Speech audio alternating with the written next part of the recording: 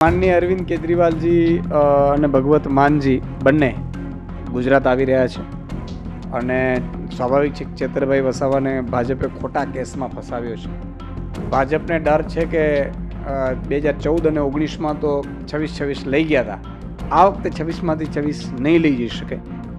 ભાજપને એવું હતું કે ભાઈ ચેતરભાઈ વસાવાને જેલમાં નાખી અને ઉલટું ગેમ કરીશું, પરંતુ એની ઉલટી ગેમ થઈ ગઈ છે અને 7 તારીખે ડેડિયાપાડામાં મોટી સભાનું આયોજન કરીએ છીએ, જેમાં 80,000થી લાખ જેટલા લોકો એકઠા થશે. સ્વાભાવિક છે કે જ્યારે માનનીય અરવિંદ કેજરીવાલજી કદાચ આદેશ કરશે તો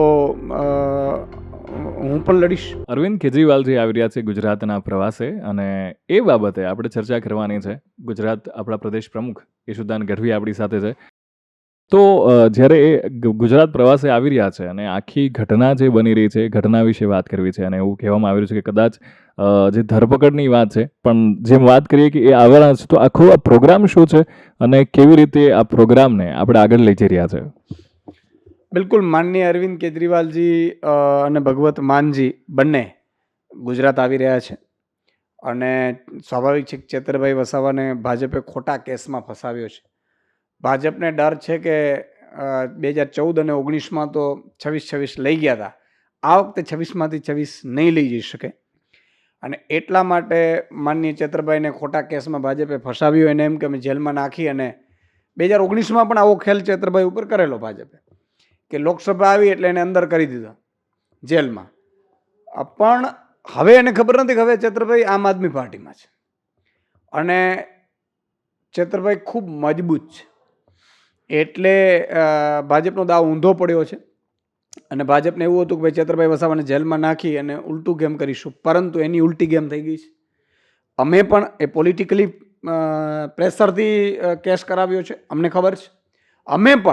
અમને ખબર છે કે ભાઈ પોલિટિકલ પ્રેશરથી કેસ એની જવાબ એની અદાલતોમાં ઓછું, રસ્તા ઉપર વધારે એનો ઇમ્પેક્ટ કરવી છે અને એટલા માટે જ અમે પણ એને પોલિટિકલ જવાબ આપ્યો છે અને આપવાનું પ્લાનિંગ કર્યું છે. અને એટલે જ તમે જુઓ અત્યારે અમારા ડોર ટુ ડોર તમામ વિધાનસભા સાથે ચેતરભાઈની વિધાનસભામાં પૂરું થઈ ગયું છે, બરાબર છે. પત્રિકાઓ વહેંચણી પૂરી થઈ ગઈ છે. ચેતરભાઈને કઈ રીતે ખોટું રીતે ફસાવે અને વસાવા સમાજનો પ્રોગ્રામ જોઈને એમાં ભાજપના નેતાઓનું કેમ ભાગવું પડ્યું હતું, એ બધું ક્લિયર કટ થઈ ગયું છે. એટલે ભાજપને દેખાઈ ગયું છે, ધોરા દિવસે તાળા દેખાઈ ગયા છે અને એટલા માટે પછી મેં અરવિંદજીને વિનંતી કરી છે કે હવે આપણે લોકસભાની તૈયારી અહીંયા ચાલુ કરી દેવી પડે. એમણે હા ભણી છે અને 7 તારીખે ડેડિયાપાડામાં મોટી સભાનું આયોજન કરીએ છીએ, જેમાં 80,000થી લાખ જેટલા લોકો એકઠા થશે. એની સાથે એ પણ પૂછવું છે કે શું યશુદાન ગઢવી, લોકસભાની ચૂંટણી આવી રહી છે, તો એમાં તમારો રોલ શું રહેશે અને તમે આ વખતે આ ચૂંટણીમાં ઊભા રહેવાના છો? જુઓ, અત્યારે એ કહેવું વહેલું ગણાશે, પરંતુ સ્વાભાવિક છે કે જ્યારે માનનીય અરવિંદ કેજરીવાલજી કદાચ આદેશ કરશે તો હું પણ લડીશ, પરંતુ અત્યારે એ કહેવું વહેલું છે કારણ કે હજી અમારી ગઠબંધનની ચર્ચાઓ ચાલે છે.